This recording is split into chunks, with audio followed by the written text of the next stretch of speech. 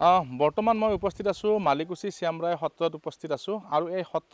সত্ৰৰ যিসমূহ স্থায়ী বাসিন্দা তেওঁলোকে আজি নিজ হাতেৰে তেওঁলোকে শ্ৰমদান কৰা এই মুহূৰ্তত পৰিলক্ষিত হৈছে আৰু যিহেতু পৌৰসভা নিৰ্বাচন সমাগত আৰু ইতিমধ্যে দিন ঘোষণা কৰা হৈছে অহাকাইলৈৰ পৰা হয়তো 21 তাৰিখৰ পৰা হয়তো এই নিৰ্বাচনী প্ৰচাৰ আৰম্ভ হ'ব আৰু তাকে লৈ এই মুহূৰ্তত পৌৰসভা যি নিৰ্বাচনী প্ৰচাৰ সেই প্ৰচাৰ ইতিমধ্যে যিসকল প্ৰাৰ্থী তেওঁলোক তৎপৰ হোৱা দেখিবলৈ পোৱা গৈছে আৰু নলবাৰীৰ সৰ্বমুঠ আগতে 12টা ৱাৰ্ড আছিল নতুনকৈ 5টাকৈ ৱাৰ্ড অন্তৰ্ভুক্ত কৰা হ'ল আৰু তাৰে পৰিপ্ৰেক্ষিতত এই যি স্থানত মই উপস্থিত আছোঁ এইটো বৰ্তমান 17 নম্বৰ ৱাৰ্ডত পৰিছে আৰু এইসকল বাসিন্দা আছে প্ৰতিক্ৰিয়া জানিবলৈ বিচাৰিম তেওঁলোকে কি কয় যিহেতু পৌৰসভাত তেওঁলোকে প্ৰথমবাৰৰ বাবে অন্তৰ্ভুক্ত হৈছে মই পোনপ্ৰথমে দাদা আপোনাৰ ওচৰলৈ আহিছোঁ যিহেতু আপোনালোকে বিভিন্ন সময়ত শ্ৰমদান কৰি থকা দেখিবলৈ পোৱা যায় আৰু এইটো পূৰ্বে এইটো পঞ্চায়তৰ অধীনত আছিল প্ৰথমবাৰৰ বাবে আপোনালোকে ৱাৰ্ডত সোমালে পৌৰসভা ৱাৰ্ডত কেনেকুৱা বিচাৰে কেনেকুৱা উন্নয়নটো কেনেকুৱা বিচাৰে নমস্কাৰ মই হেমন্ত কুমাৰ বৰ্মন আমি আচলতে এইটো আমাৰ 4 নং খাটা পঞ্চায়তৰ আণ্ডাৰত আমি আছিলোঁ ইমান বছৰে আৰু সেই সূত্ৰে আমি আমাৰ ইয়াত প্ৰতি বছৰে বা প্ৰতি এটা এনেকুৱা অনুষ্ঠানৰ আগে আগে আমি ইয়াত চাফ চিকুণ কৰোঁ ৰাস্তা ঘাটৰ পৰা আদি কৰি গোটেইখিনি আৰু এতিয়া মই মহাপ্ৰভু শ্যামৰাই সত্ৰত আছোঁ সত্ৰ প্ৰাংগণত আছোঁ আৰু এই সত্ৰত প্ৰতি বছৰে আমাৰ সাৰ্বজনীন দৌল মহোৎসৱ এখন ডাঙৰকৈ হয় এইবাৰ মই তাৰে উদযাপন কমিটিৰ সভাপতি হিচাপে মই ইয়াত আছোঁ আৰু আমি এই উদ্দেশ্যবিলাক আগত ৰাখিয়েই আমি প্ৰতি বছৰে এনেকৈ চাফ চিকুণ কৰোঁ আৰু পঞ্চায়তৰ সময়ত আমি যিখিনি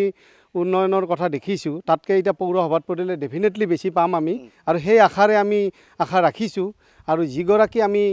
ইয়াৰ প্ৰতিনিধিক আমি ইয়াৰ পৰা পঠাম বা তেওঁ জয়যুক্ত কৰিম তেওঁ এজন যোগ্য হ'ব লাগিব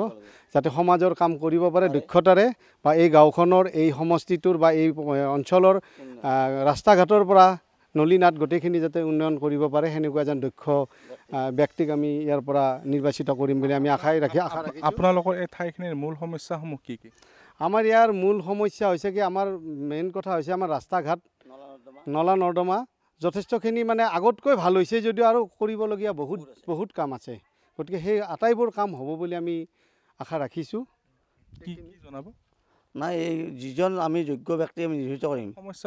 সমস্যাসমূহ প্ৰথম কথা আমাৰ নলা নাই এই নলা নৰ্দমাখিনি নকৰিলে ৰাস্তাবিলাক ভাল কৰিলেও ইয়াত ভাল নহয় কাৰণ পানী যোৱাৰ কোনো ধৰণৰ পথেই নাই ইয়াত গতিকে নলা নৰ্দমাটো আগে আমি ক্লিয়াৰ কৰি ল'ব লাগিব তাৰপিছত ৰাস্তাটো আপোনালোকে দেখিছেই এই ৰাস্তাবিলাক মানে খাল বমৰ দৰে হৈ আছে দুই এটা কাম কৰিছে পঞ্চায়তে নকৰা নহয় কিন্তু গোটেইখিনি তেওঁলোকে সামৰি ল'ব পৰা নাই গতিকে ইয়াত এইবাৰ যিহেতু পৌৰসভা এলেকাত আমাৰ 17 নম্বৰ ৱাৰ্ডটো সোমাইছে গতিকে যিবিলাক নিৰ্বাচিত প্ৰাৰ্থীয়ে তেওঁলোকে চকু দিব বুলি আমি আশা ৰাখিছোঁ আৰু সেই মৰ্মে আমি যোগ্য ব্যক্তিকে নিৰ্বাচিত কৰিম এইবাৰ যিহেতু তৎপৰ হৈছে ইতিমধ্যে প্ৰাৰ্থীসকল তৎপৰ হৈছে হয়তো 21 তাৰিখৰ পৰা এই নিৰ্বাচনী প্ৰচাৰ আৰম্ভই হ'ব তেনে পৰিপ্ৰেক্ষিতত আপোনালোকে কেনেধৰণৰ প্ৰাৰ্থী বিচাৰিব প্ৰাৰ্থীটো আমি যোগ্য চাবই লাগিব যোগ্য প্ৰাৰ্থীকে আমি নিৰ্বাচিত কৰিম তাৰে মাজত মানে প্ৰাৰ্থীজন অলপ সমাজো হ'ব লাগিব ৰাইজৰ চকুত লগা হ'ব লাগিব এই বস্তুখিনি চাইহে আমি নিৰ্বাচিত কৰিম কি জনাব আমি এইটোৱে জনাম যে যিহেতুকে 17 নম্বৰ ৱাৰ্ডটো এইবাৰ নতুন হৈছে আৰু ইয়াৰ পৰিকল্পনাও দীঘলীয়া হ'ব এইকাৰণে দীঘলীয়া হ'ব আমাৰ আচলতে মেইন আমাৰ ইয়াৰে ফেক্ট হৈছে ধৰক পানী সমস্যাই আমাক আজি বহু বছৰ ধৰি জৰ্জৰিত কৰি পেলাইছে আমাক নলীৰ দ্বাৰাই দি যাতে পানীটো ইয়াৰ পৰা উলিয়াই দিয়ে আৰু যি ব্যক্তিয়ে সমাজৰ কাৰণে কাম কৰিব বা তেওঁৰ যোগ্য বুলি আমি বিবেচিত কৰিম এইসকল আছিলে 17 নং ৱাৰ্ডৰ এইসকল আছিলে ভোটাৰ ৰাইজ আৰু তেওঁলোকৰ মই এই ইতিমধ্যে ভাষ্য শুনালোঁ তেওঁলোকৰ প্ৰতিক্ৰিয়া শুনালোঁ এগৰাকী যোগ্য প্ৰাৰ্থীক তেওঁলোকে আগন্তুক পৌৰসভা নিৰ্বাচনত তেওঁলোকে নিৰ্বাচন কৰিব বুলি তেওঁলোকে কৈছে আৰু ইতিমধ্যে মই উল্লেখ কৰিছোঁ যিহেতু এই ঠাইখিনি চহৰৰ নিচেই সমীপৰ কিন্তু ঠাইখিনি যিমানখিনি উন্নয়ন হ'ব লাগিছিল তেনেকুৱা উন্নয়ন ইয়াত দেখিবলৈ পোৱা যোৱা নাই কিন্তু পৌৰসভাৰ অধীনত যিহেতু এইটো প্ৰথমবাৰৰ বাবে 17 নং ৱাৰ্ড হিচাপে পৌৰসভাৰ অধীনত প্ৰথমবাৰৰ বাবে সোমোৱা হ'ল